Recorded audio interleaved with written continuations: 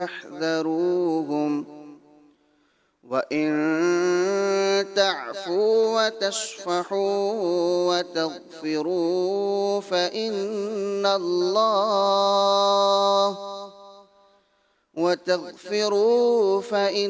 الله غفور رحيم۔ آسان ترجمہ قرآن کنز العرفان۔ اے ایمان والو، بے شک تمہاری بیویوں اور تمہاری اولاد میں سے کچھ تمہارے دشمن ہیں، تو ان سے احتیاط رکھو، اور اگر تم معاف کرو اور درگزر کرو اور بخش دو تو بے شک اللہ بڑا بخشنے والا بہت مہربان ہے۔ تفسیر تعلیم القرآن۔ شان نزول۔ چند مسلمانوں نے مکہ مکرمہ سے ہجرت کا ارادہ کیا تو ان کی بیوی بچوں نے انہیں روکا اور کہا، ہم آپ کی جدائی پر صبر نہ کر سکیں گے اور ہم آپ کے پیچھے ہلاک ہو جائیں گے، لہٰذا وہ ٹھہر گئے۔ کچھ عرصے بعد انہوں نے ہجرت کی تو رسول خدا صلی اللہ علیہ وآلہ وسلم کے صحابہ کرام رضی اللہ عنہم کو دیکھا کہ وہ دین میں بڑے ماہر اور فقیہ ہو گئے ہیں۔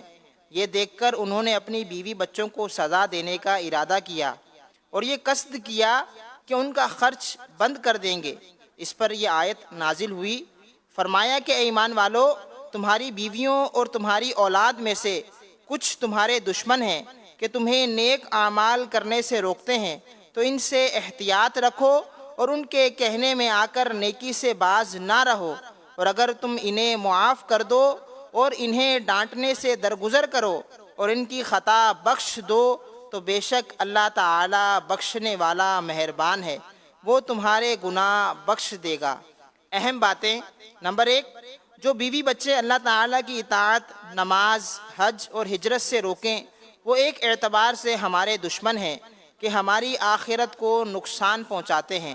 نمبر 2، ہمارا وہ رشتہ دار جو اللہ تعالیٰ اور رسول اکرم صلی اللہ علیہ وآلہ وسلم سے روکے وہ دشمن ہے، اور وہ اجنبی جو ہمیں اللہ تعالیٰ اور رسول کریم صلی اللہ تعالیٰ علیہ وآلہ وسلم تک پہنچائے وہ ہمارا عزیز ہے۔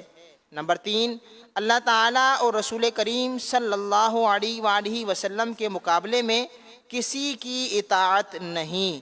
نمبر 4، بیوی بچوں کے قصور معاف کر دینا اللہ تعالیٰ کو پسند ہے۔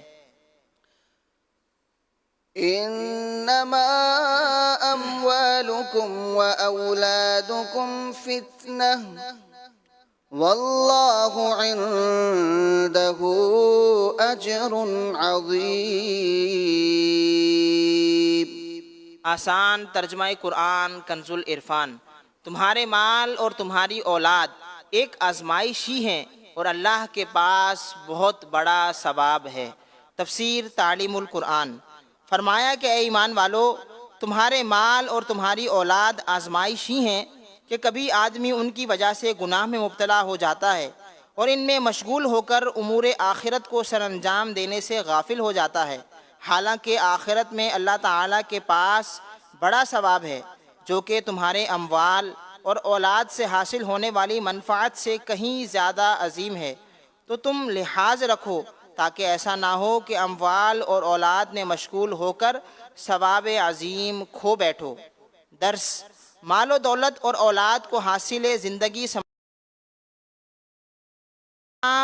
زندگی کی طرف سے امتحان کا پرچہ سمجھا جائے، خدا کی طرف سے امتحان کا پرچہ سمجھا جائے تو زندگی بامقصد گزارنا اور اطاعت الہی کرنا زیادہ آسان ہو جاتا ہے۔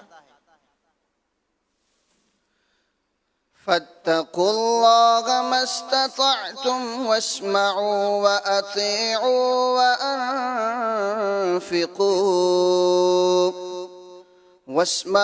وأطيعوا وأنفقوا خيرا لأنفسكم ومن يوق شح نفسه فأولئك هم المفلحون۔ آسان ترجمہ قرآن کنز العرفان۔ تو اللہ سے ڈرو جہاں تک تم سے ہو سکے، اور سنو اور حکم مانو اور رائے خدا میں خرچ کرو، یہ تمہاری جانوں کے لیے بہتر ہوگا، اور جسے اس کے نفس کے لالچی پن سے بچا لیا گیا تو وہی لوگ فلاح پانے والے ہیں۔ تفسیر تعلیم القرآن۔ فرمایا کہ جب تم نے اس نصیحت کو سن لیا اور اللہ اور ثواب کے بارے میں جان لیا تو تم اپنی طاقت کے مطابق اللہ تعالیٰ سے ڈرتے رہو۔ اللہ تعالیٰ اور اس کے رسول صلی اللہ علیہ وآلہ وسلم تمہیں جو فرمائیں اسے سنو اور حکم مانو، اور اپنے فائدے کے لیے راہ خدا میں مال خرچ کرو، اور جو اپنے نفس کے لالچی پن سے بچا لیا گیا اور اس نے اپنے مال کو حکم شریعت کے مطابق خرچ کیا تو وہی لوگ فلاح پانے والے ہیں۔ اہم بات، نفس انسانی میں بخل اور لالچ کا عنصر عموماً غالب رہتا ہے۔ مجاہدہ اور ریاضت کا ایک مقصد نفس کے ان رذائل کو ختم کرنا ہوتا ہے۔ إن تقرضوا الله قرضا حسنا يضاعفه لكم ويغفر لكم والله شكور حليم إن تقرضوا الله قرضا حسنا يضاعفه لكم ويغفر لكم والله شكور حليم عالم الغيب والشهادة العزيز الحكيم۔ آسان ترجمہ قرآن کنز العرفان۔ اور اگر تم اللہ کو اچھا قرض دو گے تو وہ تمہارے لیے اسے کئی گنا بڑھا دے گا اور تمہیں بخش دے گا، اور اللہ قدر فرمانے والا بہت حلم والا ہے۔ وہ ہر پوشیدہ اور ظاہر کو جاننے والا، بہت عزت والا، بڑا حکمت والا ہے۔ تفسیر تعلیم القرآن۔ اے ایمان والو، اگر تم خوش دلی سے اور نیک نیتی کے ساتھ حلال مال سے صدقہ دو گے تو اللہ تعالیٰ تمہارے لیے اسے کئی گنا بڑھا دے گا اور اس کی برکت سے تمہیں بخش دے گا، اور اللہ تعالیٰ تھوڑے عمل کے بدلے بہت زیادہ عطا کر کے قدر فرمانے والا ہے۔ جبکہ گناہوں کی کثرت کے باوجود فوری عذاب نازل نہ کر کے حلم فرمانے والا، نیز وہ ہر پوشیدہ و ظاہر کو جاننے والا، عزت والا اور حکمت والا ہے۔ اہم بات، آیت نمبر 17 میں صدقہ دینے کو کرم کے طور پر قرض سے تعبیر فرمایا گیا۔